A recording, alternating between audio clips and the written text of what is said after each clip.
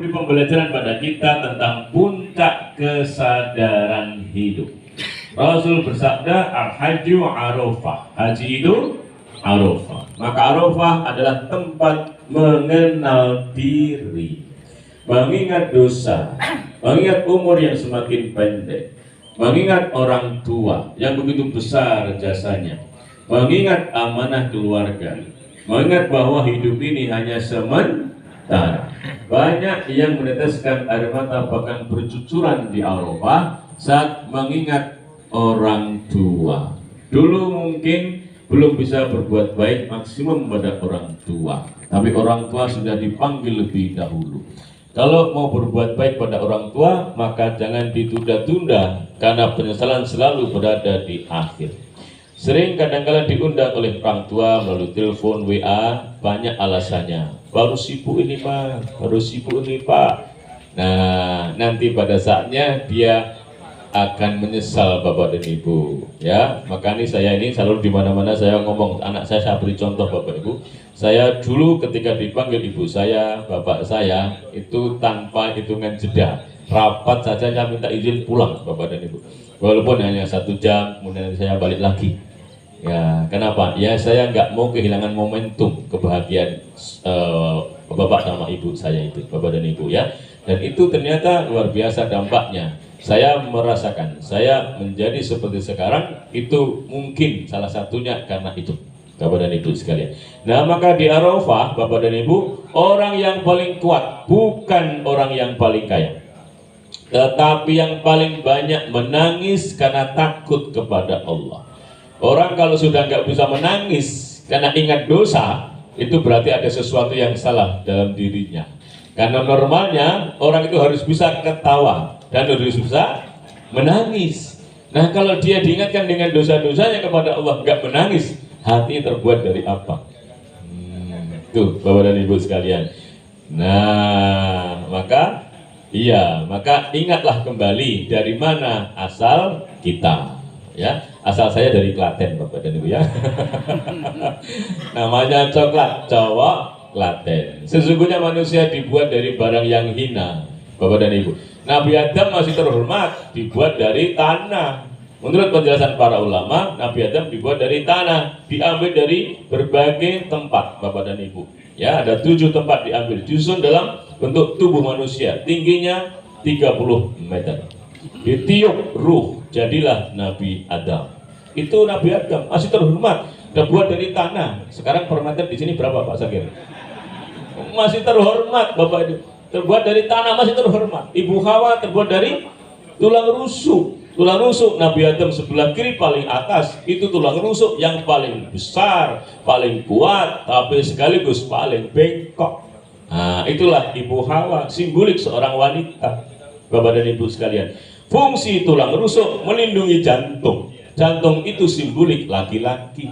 Maka laki-laki itu sebenarnya harus dilindungi oleh tulang rusuk, yaitu perempuan.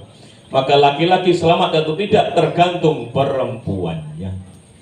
Nah, maka ibu-ibu, kalau mau menyelamatkan suamimu, jangan pernah tuntut suamimu melebihi kemampuannya. Tuh, gajinya berapa? 5 juta. Jangan pernah nuntut yang nilainya lebih dari 5 juta. Karena suami itu begitu sayangnya pada istri. Begitu dituntut tiap hari, maka suami akan berusaha semaksimal mungkin untuk memenuhi keinginan istrinya. Kalaupun dia melakukan perilaku yang tidak terhormat pun dia akan lakukan demi sayangnya pada istri. Maka suami akan tergelincir ke lembah hina karena ingin menyenangkan, membahagiakan istrinya. Nah, maka istri yang soleh yang baik tentu tidak akan menuntut suami melebihi kemampuannya. Suami itu jantung. Wah, betul itu rasa kayak Pak. Ya Allah, ya. Suami itu jantung. Jantung apa? Berdetak, bekerja tanpa henti, tanpa kata. Itulah laki-laki. Nah, perempuan beda. Ya, perempuan itu disimbolkan dengan al-mar'atus sholihah. Al-mar'ah itu artinya cermin. Maka dia suka dandan, suka belanja, suka berhias, suka berkata-kata, Pak. Nah, dalam satu hari laki-laki hanya berkata kurang lebih 8.000 kata. Perempuan 24.000 kata. Tuh Bapak dan Ibu sekalian, pengalaman. Di rumah saya laki-laki sendiri, anak saya 4 perempuan semua, istri 1 perempuan. Maka heboh di rumah saya itu Bapak Ibu. Laki-laki banyak kerja, sedikit kata. Perempuan banyak kata, banyak kerja. Jadi saya salah ngomong bahaya ini ya.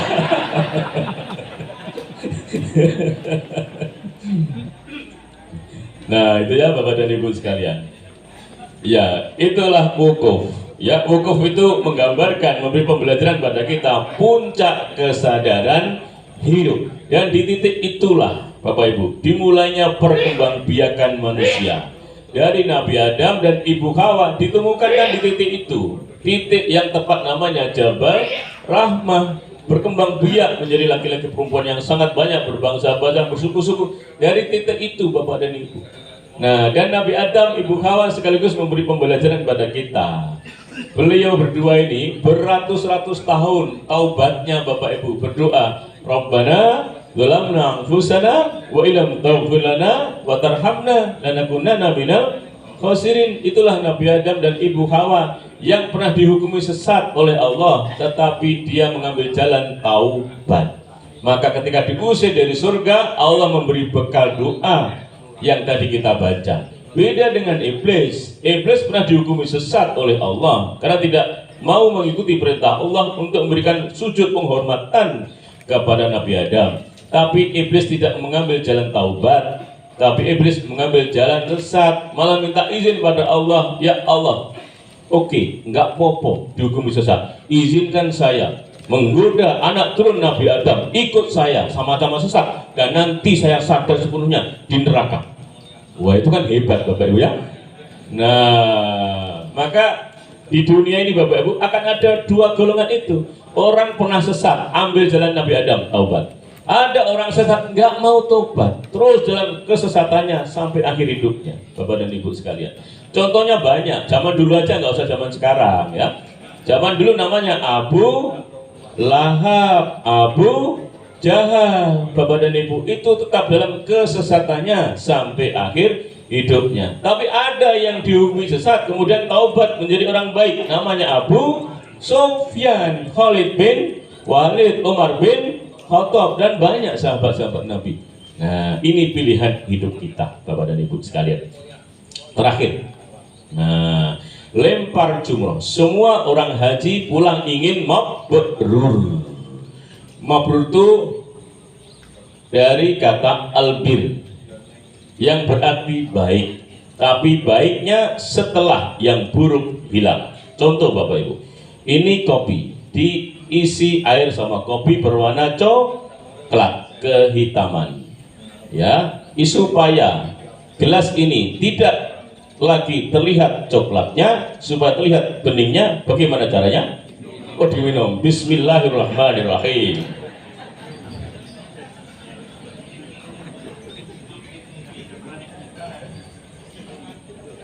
Urip iku mengambil ngombe, bismillahirrahmanirrahim.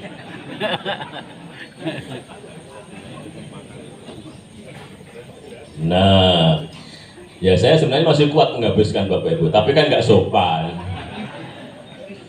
Ini kalau saya minum terus, nanti coklatnya habis Bapak Ibu ya, kopinya habis, berwarna bening. Nah beningnya karena yang kotor hilang, itu namanya albir. Tuh Bapak dan Ibu sekalian.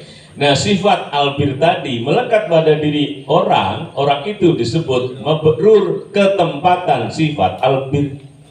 Tuh Bapak dan Ibu sekalian. Maka orang-orang yang hajinya mabrur itu adalah orang-orang yang keburukannya hilang sehingga tampak kebaikannya. Nah maka Bapak dan Ibu, banyak orang haji berulang-ulang tapi pulang sifatnya nggak ujung bertambah baik, sifat buruknya nggak kunjung hilang. Tetap saja dulu ada sinetron namanya Tukang Bubur Naik Haji. Ada tokoh antagonis pergi 2 haji, pulang kalau ngomong tetap menyakitkan dan tambah pelit, tambah cedil, nggak tambah dermawan. Tokohnya namanya siapa? Haji Muhyiddin. Ada yang namanya sama? Nggak ada. Ada orang yang perginya hajiannya sekali, pulang tambah bagus, tambah dermawan, tambah fleksibel, kalau komunikasinya bagus banget, namanya Haji Sulam. Tuh Bapak dan Ibu, ini sinetron bagus banget itu Bapak dan Ibu. Nah itu dalam haji disimbolkan dengan wajib haji, namanya melempar jumroh. Melempar jumroh itu melempar kerikil kecil Bapak Ibu ke tembok, nggak harus kena temboknya. Karena kalau kena temboknya mantul kena batuknya yang lempar. Sesama setan dilarang saling melempar. Ya Bapak dan Ibu ya. Nah, itu hanya simbolik saja. Maka yang penting masuk dalam sumurnya itu, Bapak dan Ibu, itu sah lemparannya. Itu kan simbolik mengeluarkan sifat-sifat buruk dari dalam dirinya. Tanggal 10 7 kali, tanggal 11 21 kali, tanggal 12 21 kali, tanggal 13 21 kali. 70 kerikil dia berusaha untuk keluarkan dari tubuhnya ini. 70 sifat berarti, atau beberapa sifat yang diulang-ulang untuk dikeluarkan. Itu Bapak dan Ibu sekalian, simbolik dari lempar jumrah, dan itu simbolik bagaimana cara mendapatkan haji yang mabrur. Maka lempar jumrah bukan hanya melempar batu ke tiang atau ke tembok, tetapi simbol melawan kesombongan, melawan kemalasan, melawan amarah, melawan hasad, melawan riya, melawan cinta dunia berlebihan. Cinta dunia boleh atau tidak? Boleh. Yang tidak boleh berlebihan. Tuh Bapak dan Ibu sekalian. Nah ini pengantar ngaji kita pagi ini Bapak Ibu. Katanya ada tanya jawab. Nah monggo saya persilakan Bapak dan Ibu, kalau ada yang mau ditanya sebelum saya tutup pengajiannya. Baik, diucapkan terima kasih Pak Sunarta atas pengajiannya. Sebelum dibuka sesi tanya jawab, kami informasikan dulu bahwa infak yang terkumpul pada hari ini sejumlah Rp3.240.000. Alhamdulillah, diucapkan jazakumullah khair. Kemudian sebelum kita dengarkan tanya jawab secara langsung, Prof, ini ada pertanyaan tertulis dari jamaah yang ada di belakang. Pertanyaannya, jika orang belum baik, masih banyak dosa, sholat masih kurang sempurna, Qur'annya belum lancar, bolehkah naik haji? Ya, syarat untuk naik haji pertama adalah muslim. Yang penting muslim, berarti sudah bersyahadat. Ya Bapak dan Ibu. Belum baik, memang haji untuk orang-orang yang baik saja? Bukan, justru untuk orang yang mau menjadi baik. Dia sudah muslim, kemudian berakal atau sudah balik. Itu kan Bapak dan Ibu sekalian. Kemudian dia mampu untuk membayar biaya hajinya, negerinya aman, ada pesawat yang untuk ngangkut, badannya sehat jasmani dan rohani, maka dia wajib untuk haji. Disebut dengan istitoah. Yang tidak istitoah tidak wajib haji. Walillahi 'alan nasi hajjul baiti man istata'a ilaihi sabila. Wa man kafara fa innallaha ghaniyun 'anil 'alamin. Maka yang wajib haji Bapak Ibu, satu, punya biaya untuk membayar biaya haji, termasuk membiayai keluarga yang ditinggalkan selama kurang lebih berangkat haji. Satu. Dua, negaranya aman. Negara kita aman enggak? Aman. Maka di negeri yang sedang perang mereka enggak wajib haji. Ya, di Palestina, di Israel, Iran, Yaman yang sedang konflik itu mereka kaum muslimin nggak wajib haji Bapak Ibu. Yang ketiga, ada pesawatnya atau kapalnya atau kendaraannya untuk ngangkut. Ya, itu Bapak dan Ibu, jangan ngoyo mau haji jalan kaki. Kejauhan Bapak Ibu, nanti malah nggak sampai sana ya.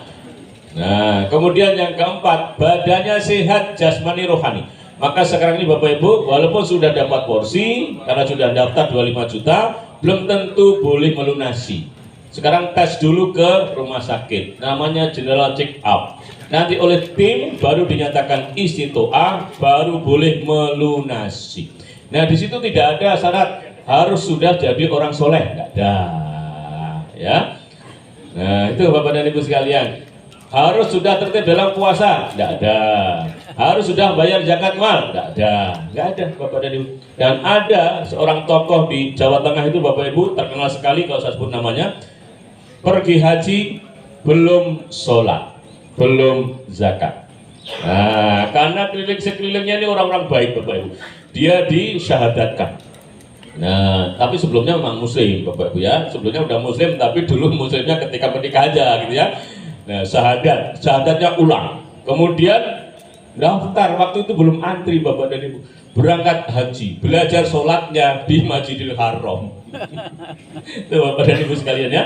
Kemudian dia melaksanakan haji dan umroh, pulang baru ada musim Ramadan, ikut puasa, kemudian bayar zakat. Nah itu artinya melaksanakan rukun Islamnya nggak urut. Nah ini satu-satunya rukun yang boleh nggak urut ya rukun Islam itu Bapak Ibu. Kalau rukun haji, rukun umroh harus urut, tapi kalau rukun Islam nggak harus urut. Yang penting pertama syahadat, habis itu sholatnya, puasanya, zakatnya, hajinya dulu silakan. Nah yang penting kelima-limanya dikerjakan, dan oleh Sultan Agung Hanyokrokusumo Senopati Engalogo Sedin Parotogomo Khalifatul Hading Tanah Jawi, simbol rukun Islam itu diletakkan di tangan baju surjan kanan dan kiri. Ada benik itu kancing baju, jumlahnya 5 di tangan kanan, tangan kiri 5. Itu simbol bahwa rukun Islam tidak sekedar dihafal, tapi harus dibuktikan, dikerjakan dengan tangannya. Itu Bapak dan Ibu sekalian. Gitu ya Ibu ya. Jadi yang penting kalau sudah ada kemampuan untuk daftar, daftar dulu. Nggak daftar, nggak akan dipanggil oleh Allah. Ya. Nah maka kalau yang belum mampu dengan porsi 25 juta bagaimana? Ke bank, bawa uang 50.000.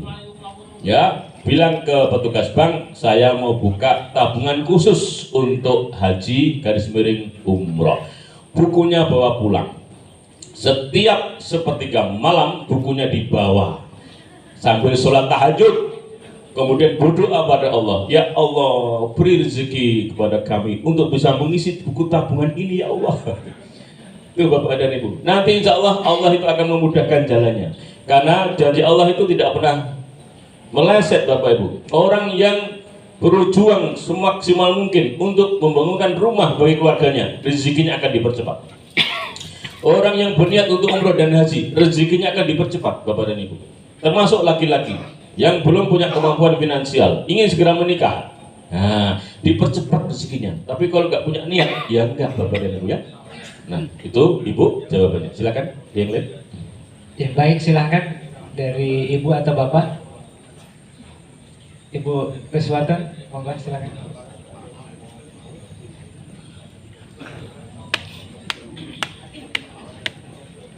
Waalaikumsalam warahmatullahi wabarakatuh.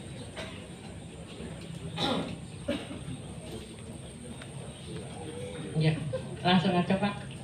Gini, orang tuh pengen apa namanya ibadah haji, impian ataupun umroh lah. Tapi ada dari sekian teman itu yang begini, aku takut kalau haji. Loh kenapa takut? Karena kata nanti di hari pembalasan di sana itu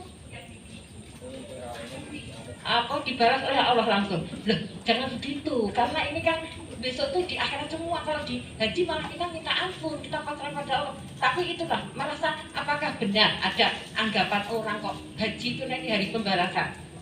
Ya itu yang pertama. Yang kedua gini Pak, kalau misalnya biaya haji tadi kan ada kita nabung ya Pak, tapi sekarang sebaliknya Pak, di zaman sekarang itu banyak yang menawarkan, wah hajinya masih lama, oh kita buat pengen namun ya umrah lah. Nah umrah kan perlu uang juga ya. Nah akhirnya dia itu ditalangi oleh kayak bank atau apa gitu Pak. Terus akhirnya yang penting apa ki umrah, besok tiap bulan ngangsur. Lah ini gimana Pak, kok malah jadi punya utang ya.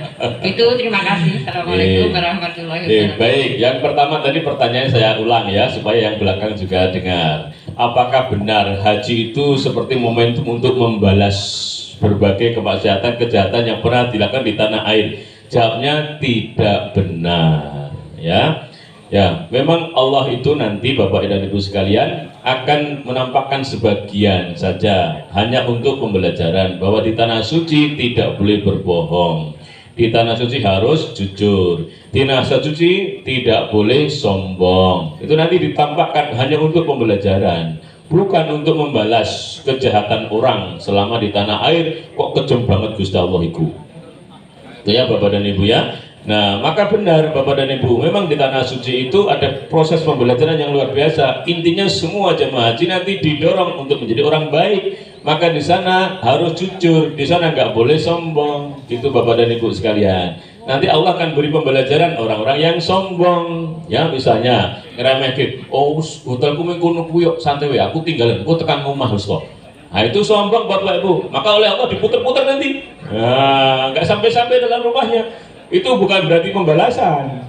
Nah ya, orang-orang baik pun bisa jadi mengalami hal itu Bapak dan Ibu sekalian ya. Jadi gak usah khawatir kok di tanah suci itu sebagai arena untuk membalas kejahatan, kemaksiatan. Enggak, itu enggak benar ya.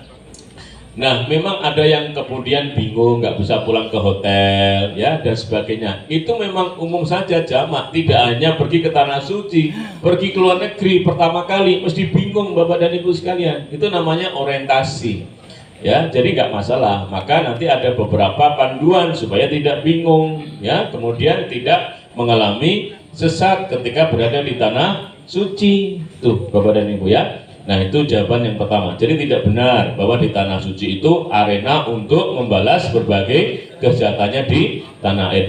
Justru Allah membuka pintu yang lebar-lebar untuk memberi ampunan kepada Allah.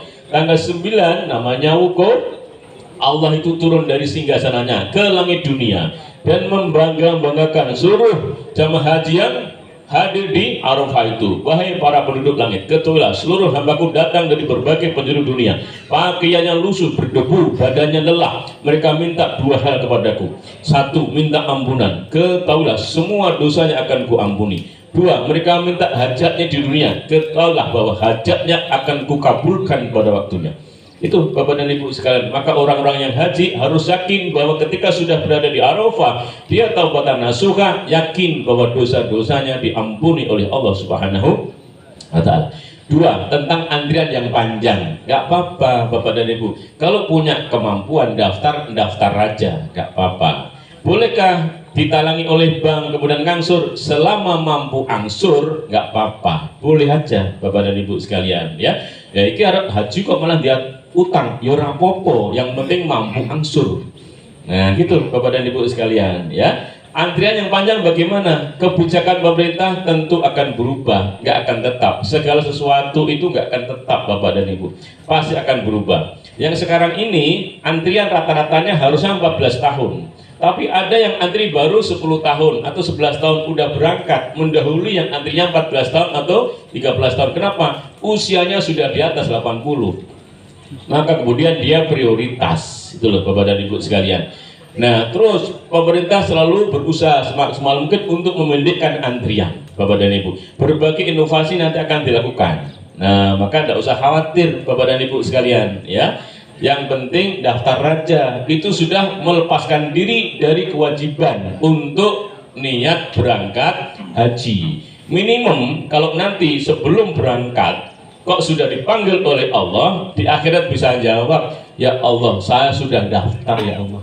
Nah, itu menunjukkan bahwa komitmennya ada untuk memenuhi kewajiban, karena haji ini wajib bagi yang mampu. Lah nek sawai jembar-jembar, parine lemu, duite akeh, daftar ora gelem, Allah ancam, wa man kafara fa innallaha ghaniyun 'anil alamin. Sapa ingkar, siapa yang ingkar atas perintahku ini, kata Allah, ketahuilah bahwa aku Allah itu lebih kaya dari seluruh alam semesta ini.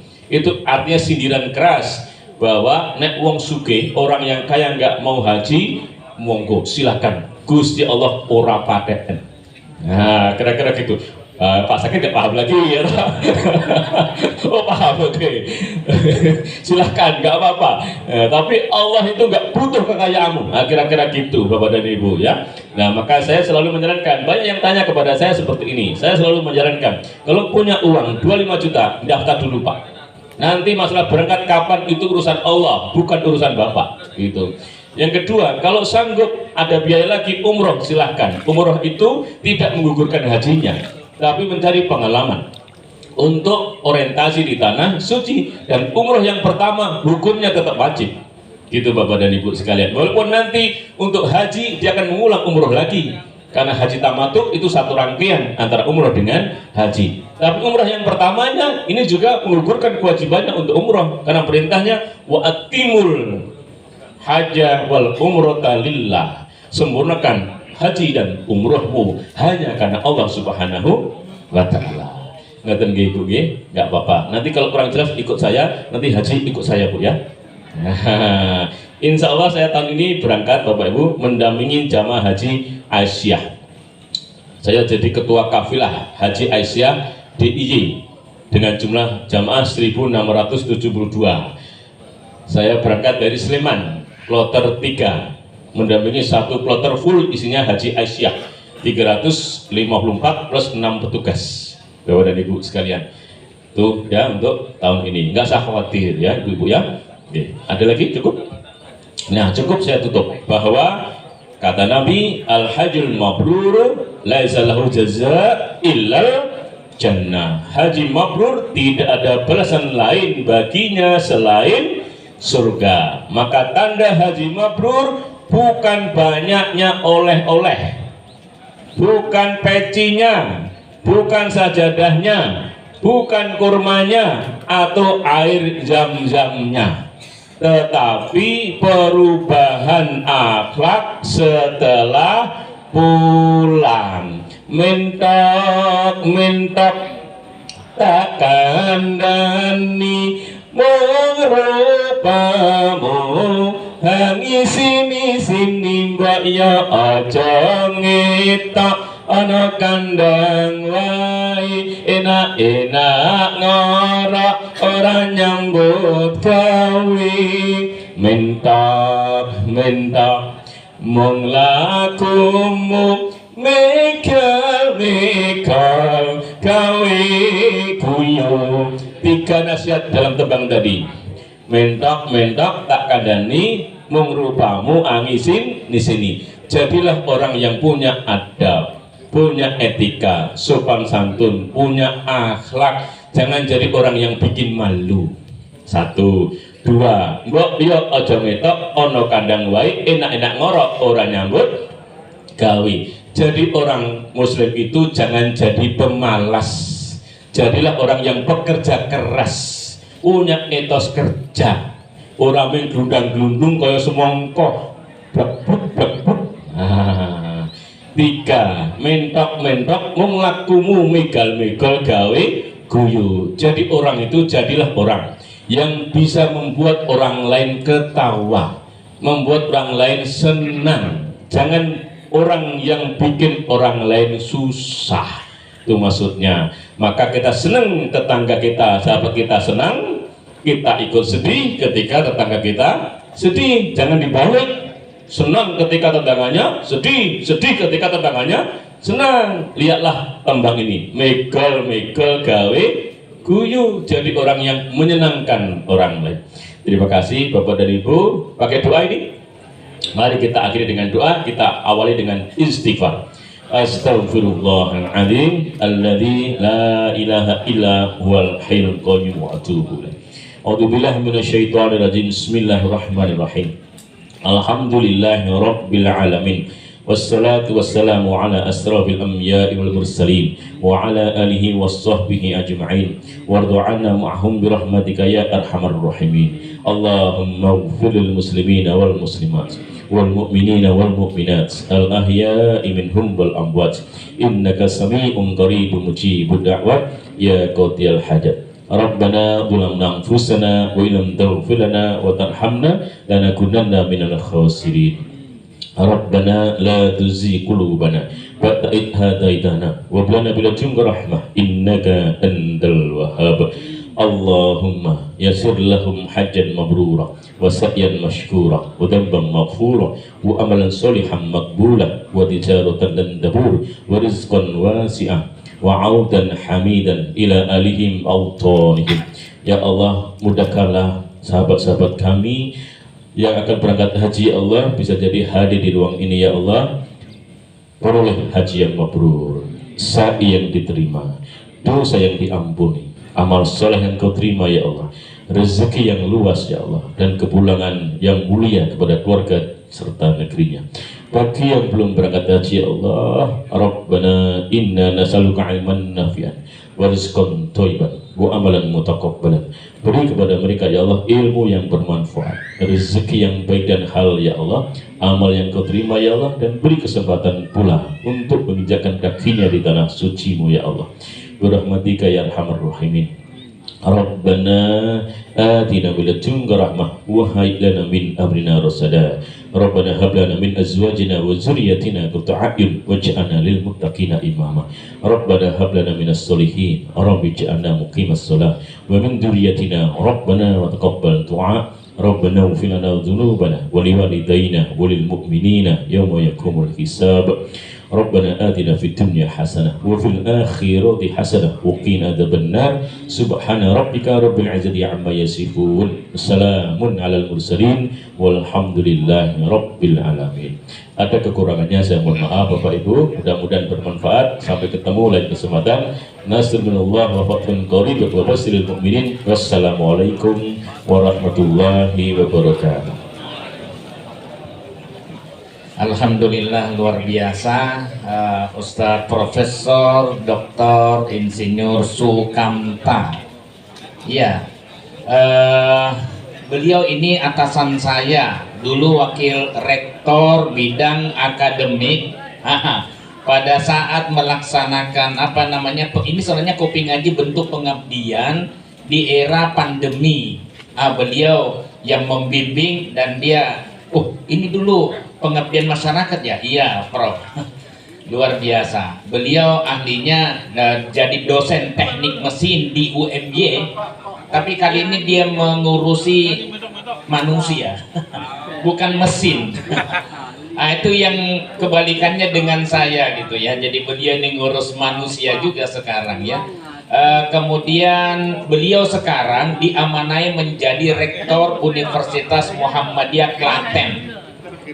Iya, tinggalnya cukup jauh sih sebenarnya.